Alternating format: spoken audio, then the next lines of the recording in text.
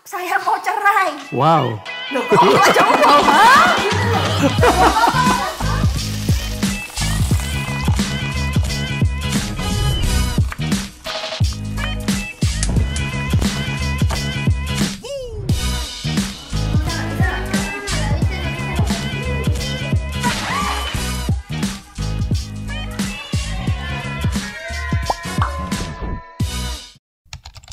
Welcome to Table of Content. Melalui Table of Content ini, kami akan membagikan nilai-nilai kehidupan yang pastinya akan menjadi berkat bagi Anda semua.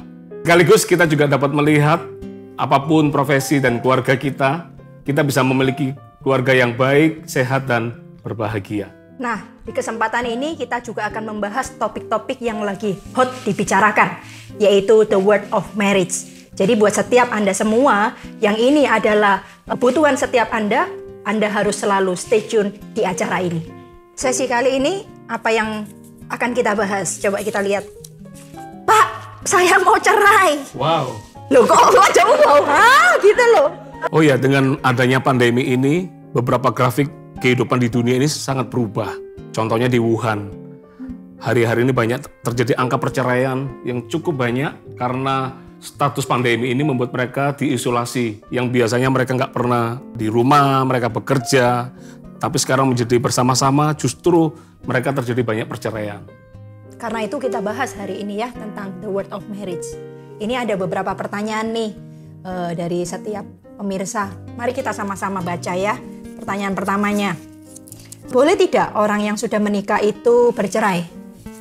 Kalau dibilang boleh tidak, tentunya kalau bicara tentang firman Tuhan pasti tidak boleh ya, karena perceraian itu pasti ya ada banyak penyebabnya. Tapi kalau ditanya tentang firman Tuhan ya pasti jawabannya nggak boleh. Karena kan firman Tuhan kan juga bilang ya, apa yang dipersatukan oleh Tuhan tidak boleh diceraikan sama manusia. Betul. Tapi memang dalam dunia kehidupan sehari-hari sih ada banyak sih yang terjadi, ya kan? Maksudnya itu orang bilangnya itu nggak semulus teori gitu kan. Cuman memang kita juga harus sebagai hamba Tuhan, sebagai gereja, kita harus tegas. Dan kita sebagai hamba Tuhan dalam kehidupan bergereja, kita hidup sesuai dengan firman Tuhan, yaitu perceraian pasti dilarang gitu ya. Tetapi memang dengan kenyataan yang terjadi kita harus lihatnya itu case per case gitu. Seandainya nih, yang menurutmu gimana? Kalau misalnya kita kan tahu nih firman Tuhan kita nggak boleh cerai nih ya. Cuman ternyata di lapangan terjadinya itu mungkin KDRT lah, mungkin abuse atau apa gitu. Ya itu gimana ya? Sebetulnya kalau bicara perceraian tentunya pasti lihat ada faktor-faktor apa yang menjadi penyebab. Kayak tadi kan ada mungkin faktor ekonomi, pertengkaran, ya kan. Tapi kalau bicara tentang tidak cocok, semua orang pasti tahu bahwa suami istri nggak cocok satu dengan yang lain, ya kan. Tapi kalau itu menyangkut sampai KDRT, bahkan sampai pengancaman pembunuhan, ya itu masalahnya agak berbeda. Pasti akan ke arah pidana. Saran kita ya, kalau Anda sedang mengalami masalah konflik yang sangat pelik sekali, tentunya ya carilah pemimpin rohani terdekat. Ya, kayaknya itu kayaknya kan? usul yang paling bagus. Ya, ya supaya kan? kita bisa cerita apa sih yang terjadi. Iya, jadi saya ulangi lagi ya, kita harus datang kepada orang yang tepat kalau menurut saya gitu. Tapi kalau secara firman Tuhan jelas perceraian itu pasti dilarang. Tetapi case per case gitu ya. Kebanyakan kalau sekarang apalagi usia pernikahan yang masih muda, bilangnya selalu tidak cocok. Nah, untuk yang tidak cocok itulah bahwa orang tuh selalu konotasinya adalah karena tidak cocok ya udah cerai. No, tidak seperti itu ya saudara gitu ya. Jadi sebagai kita hamba Tuhan dan gereja, cerai itu dilarang. By the way, sebelum kita masuk ke pertanyaan berikutnya, mungkin sedikit share kita. Kita menikah sudah berapa tahun? Kita ini, wah ini jawaban menjebak atau mau 17 tahun. Yeah. By the way, kita sudah angka 17 di dalam pernikahan kita. Tentunya bukan pernikahan yang baru, tapi pernikahan yang cukup lama. Yeah. Tapi kalau boleh kita share, 17 tahun menikah ini, kita seperti baru kemarin kayaknya ya. Waduh. Kemarin baru kenalan, tiba-tiba sudah menikah. Enggak juga ya. Tapi 17 tahun menikah ini tentunya kita sangat saling memberkati satu dengan yang lain. Seperti itu. Ada banyak cerita sih saudara gitu ya. Nanti biar melalui table of content ini kita bisa sharing lah apa yang menjadi prinsip dan nilai hidup di dalam kehidupan rumah tangga. We are not perfect ya. Kita bukan orang yang perfect, bukan orang yang sempurna. Tapi paling enggak ya kalau saya boleh bilang, bukan karena juga hari ini untuk menjadi berkat buat Anda, enggak. Tapi kalau boleh saya bilang sih saya berbahagia dengan pernikahan ini. Dan saya tahu bahwa ada banyak prinsip firman Tuhan yang kami pegang satu dengan yang lain. Sehingga hari ini hidup pernikahan kita bisa demikian seperti ini hari ini. Oke, kayaknya kamu deh yang ambil ya? Pertanyaan yang kedua. Oke, siap. Siap-siap nih. Pertanyaan kedua. Apakah setiap pasangan pasti masuk di tahap-tahap masa rawan perceraian? Oh, pasti. Tak jawab ya? Oke, siap. Pasti. Apalagi awal-awal pernikahan. Kenapa? Orang itu bilang ya, kalau pacaran tuh kita tuh berpikir bahwa kayaknya aku udah kenal nih sama pasangan kita. Belum gitu kan. Karena ketika pengenalanmu masa pacaran sama pengenalan ketika sudah menikah tuh sangat-sangat berbeda. Sangat berbeda. Nah, rawan perceraian itu adalah kalau saya boleh bilang menurut survei itu 0 sampai 5 tahun ketika pernikahan. Itu masa yang sangat rawan. Kenapa ya? Kalau dulu kan waktu pacaran masa tahu nih kalau tidurnya gimana. Ya kan? Tapi kalau udah menikah ternyata ya tidurnya itu wah mau diceritain ya kayak gimana gitu kan, pasti kaget-kagetan gitu kan. Yang itu rahasia kelihatannya. Pasti kaget-kagetan gitu kan. Lalu gimana misalnya kehidupan sehari-hari yang dulunya kan kita kalau masa pacaran bagaimana kita bisa tahu kehidupan dari bangun tidur sampai tidur lagi kehidupan pasangan kita. Tetapi kalau sudah menikah itu kita udah tahu semua. Nah, itu paling rawan. Ya. Paling rawan ya. Saya jadi ingat suatu hari ada sebuah pasangan muda yang mereka konseling. Terus mereka bertanya. Dia cuma cerita awalnya cuma bilang begini, "Maaf, Pak, saya mau cerita tentang pertengkaran rumah tangga kami." Langsung saya jawab, "Baru punya anak ya?" Langsung dia begitu saya bilang baru punya anak, langsung dia ngeliat, "Kok bisa tahu, Pak?" Saya bilang, "Ya itu banyak terjadi." Ya kan, ketika seorang wanita hamil itu kan hormon yang berubah yang pertama. Apalagi setelah itu mereka punya baby. Begitu punya baby, apa yang terjadi? Kehidupannya berubah. Yang dulu just you and me, tiba-tiba ada keluarga yang ditambahkan, anak yang ditambahkan. Tentunya ekonominya pasti harus butuh pengeluaran lebih banyak lagi. Belum lagi setelah itu waktunya nggak ada.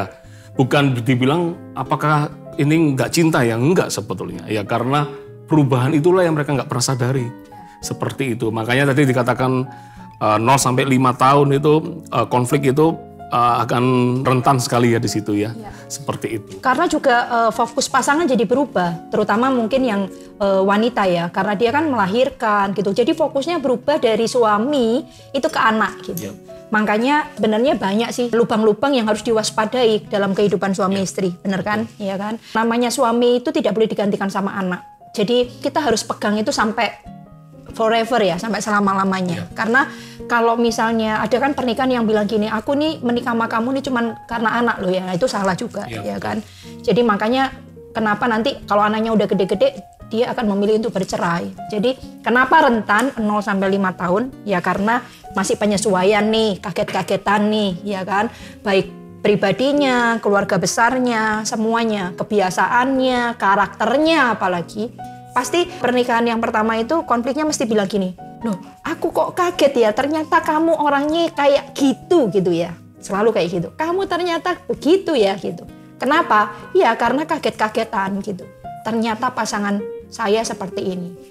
Makanya kan ada itu, kalau pacaran buka dua mata lebar-lebar supaya jangan salah memilih. Tapi kalau sudah menikah, satu mata harus ditutup. Nah, mata apakah itu? Ya mata kekurangan. Jangan lihat kekurangan, tapi lihat kelebihan. Oke. Lanjut pertanyaan ketiga. Kamu yang ambil. Ya. Saya tidak ingin bercerai, tetapi pernikahan saya tidak berjalan sebagaimana mestinya. kami sudah berusaha tetapi tetap tidak berhasil. Nah, kalau pertanyaannya kayak gini nih sebenarnya ada dua hal sih. Kan ditanyain begini ya, saya tidak ingin bercerai tetapi pernikahan saya tidak berjalan sebagaimana mestinya. Nah, sebagaimana mestinya itu gimana? Kalau orang bertengkar tuh selalu pemikirannya seperti ini. Nah, kami sudah berusaha tetapi tetap tidak berhasil. Kalau sudah berusahanya itu sampai tahap mana? Kalau tidak berhasil berarti perlu orang ketiga. Yeah. Nah, kalau orang ketiga itu jangan orang tua, betul nggak? Betul. Kenapa? Kita sendiri sepakat kalau terjadi perbedaan pendapat dari dulu, ini 17 tahun pernikahan, mungkin bisa jadi berkat buat Anda semua. Kita 17 tahun ini kalau ada perbedaan pendapat, kita selesaikan berdua. Kita nggak libatkan orang tua. Kenapa? Yang pertama, orang tua sudah cukup capek dari membesarkan kita, dari baby sampai besar. Masa sampai sudah dewasa, kita masih kasih PR lagi ke orang tua. Itu yang pertama. Yang kedua adalah orang tua pasti tidak netral. Yang namanya orang tua pasti anak yang lebih dilihat. Tentunya saya juga percaya ada orang tua yang netral juga. Tapi kita lebih baik jangan libatkan mereka. Ya, karena lebih baik kita datang ke orang tua yang satu, yaitu orang tua rohani. Ya, karena orang tua rohani pastinya lebih netral, tidak membela siapapun, tapi justru mencari solusi. Ya kan, gimana caranya pernikahan ini bisa pulih kembali, seperti itu. Iya, setuju dengan yang disampaikan oleh Pastor Sam. Kita harus cari mentor. Ya, mentor itu bicara tentang mentor pernikahan, orang tua rohani dan sebagainya, gitu. Atau orang yang dituakan di dalam kehidupan Anda berdua. Tetapi yang pastinya jangan orang tua, karena orang tua pasti memilih anaknya, gitu kan. Jadi kurang bisa netral. Dan satu lagi, kenapa harus perlu pihak ketiga? Ingat ya, jangan sembarang pihak ketiga. Orang tua rohani, pemimpin di atas kita. Ya, kenapa? Karena kalau kita bicara tentang kita sendiri, apalagi kalau orang bertengkar, ada istilah begini, suaranya keras terjadi ketika terjadi pertengkaran. Padahal orangnya berdekatan. Sebaliknya, kalau lagi cinta, suaranya pelan aja, tapi terasa deket banget gitu ya. Kenapa ya? Karena itu beda di hati. Kalau konflik, dua orang berbicara, pasti tentunya akan berpikir ini pembelaan. Tapi kalau orang ketiga yang bicara, yang lebih rohani, tentunya dia akan cerita, kita bisa lebih mudah menerima. Seperti itu. Ya, dan lagi yang satu saya tambahkan, tidak ada perkara yang nggak bisa. Suami istri ini harus sepakat sih. Sepakatnya apa? Pengen berdiri buat rumah tangga. Seperti itu. Jadi kalau ada satu orang yang mau berdiri buat keluarga, maka kita percaya ya, tidak ada perkara yang nggak bisa. Tidak ada perkara yang nggak bisa diselesaikan lah di dalam Tuhan. Gitu. Tapi setiap kita ini harus berdiri, harus ada yang berkata, aku mau deh, aku mau keluargaku ini dipulihkan kayak gitu. Pasti ada jalan. Ya, dan the last question. The last question kayaknya ya. Ya. Oke, pertanyaan yang keempat. Mau dibacakan? Pasti ya. Kalau nggak dibacakan terus kita nggak pernah tahu pertanyaannya. Oke, pertanyaan terakhir. Kami sudah terlanjur berada di posisi ingin bercerai. Ya, ini sudah maksa nih ya. Bahkan sudah ada tindakan seperti mengajukan berkas cerai. Apa yang harus dilakukan? Ya. Saya mau kasih kabar dulu. Kabar yang baik adalah saya sendiri sama suami juga pernah ngonseling orang sudah di taraf itu surat cerai udah tiba ya. Maksudnya ke pasangan yang digugat cerai. Tapi tahu nggak? Ya itu ya namanya Tuhan itu kan. Tuhan itu semenit pun dia bisa melakukan mukjizat. Asal ada orang yang mau berdiri buat rumah tangganya gitu ya. Apa yang dilakukan? Kalau bilang tentang hal yang rohani, tidak ada perkara yang nggak bisa gitu. Memang kalau sudah, ini kan sudah meruncing ya gitu. Nah, memang harus perlu mentor yang bisa didengerin gitu. Jadi harus ngomong gitu. Lalu setelah itu dimediasi gitu. Bahkan ada juga yang sudah bercerai gitu ya, tapi mereka bisa rujuk kembali. Jadi tidak ada hal yang tidak mungkin lah di dalam Tuhan. Seperti itu, asal kalau menurut saya itu kan firman Tuhan kan bilang kalau satu orang diselamatkan, seisi rumah kan diselamatkan. Harus ada orang yang memperjuangkan pernikahannya. Salah satu tuh harus berjuang untuk pernikahanmu gitu. Kalau ada yang berjuang, saya percaya pasti ada jalan keluar. Setuju nggak? Setuju. Iya. Jadi kesimpulannya, jangan bercerai. Jangan bercerai itu pasti. Pasti apapun alasannya. Jangan bercerai. Saya mau beritahu ya, kalau engkau bercerai sekarang, misalnya engkau bercerai, ya ini tidak bicara tentang tindak pidana ya, misalnya kamu diancam dibunuh segala macam, ini lain case ya. Tapi saya bilang gini, apapun alasanmu di luar itu, jangan bercerai. Kenapa? Apakah ketika kamu bercerai dengan yang satu ini, gitu ya, lalu kamu menikah lagi, kamu tidak akan menemukan hal yang sama? Saya rasa enggak, Betul. ya kan? Setiap masalah harus dihadapi. Ada banyak orang kena masalah, mereka lebih cenderung pingin keluar dari masalah dengan jalan pintas. Shortcut. Nah, padahal itu belum tentu mereka tidak akan mengalami masalah yang sama. Makanya masalah harus dihadapi, harus dimenangkan. Ya, dan kalau ada orang bilang, loh, tapi saya enggak cinta lagi, Pak. Saya dulu enggak cinta. Menurut saya enggak ya. Orang kalau sampai masuk lebih dalam pernikahan, pastinya cinta. Ya kan? Nah, kenapa hari ini seolah-olah cinta itu tidak muncul kembali? Nah, itu yang harus ditemukan. Seperti itu. Tapi, by the way, kita 17 tahun menikah. Mungkin kalau ada pemirsa yang tanya, pernah enggak kita bertengkar? Iya, bertengkar selalu ada ya. Kita juga manusia. Kita juga pernah bertengkar. Tapi bagaimana cara menyelesaikan pertengkaran itu? Nah, itu mungkin di topik berikutnya ya. Iya, Anda harus simak table of content selalu. Oke, untuk hari ini cukup. Ya, sampai jumpa minggu depan di topik berikutnya, yaitu wafer dan bakmi. Wafer itu digambarkan seperti seorang pria, sedangkan bakmi digambarkan seperti seorang wanita. Kalau mau ngomong wafer berikutnya, habiskan dulu yang satu, baru bisa ngomong yang berikutnya. Tapi sedangkan yang wanita kan tentang bakmi. Bakmi itu kan banyak, ya kan, dan ibarat itu kan seperti tali yang sambung menyambung, ya kan. Dan itu bicara dari mana aja? Bisa. Wanita bisa. Berarti lebih hebat pria atau wanita dong?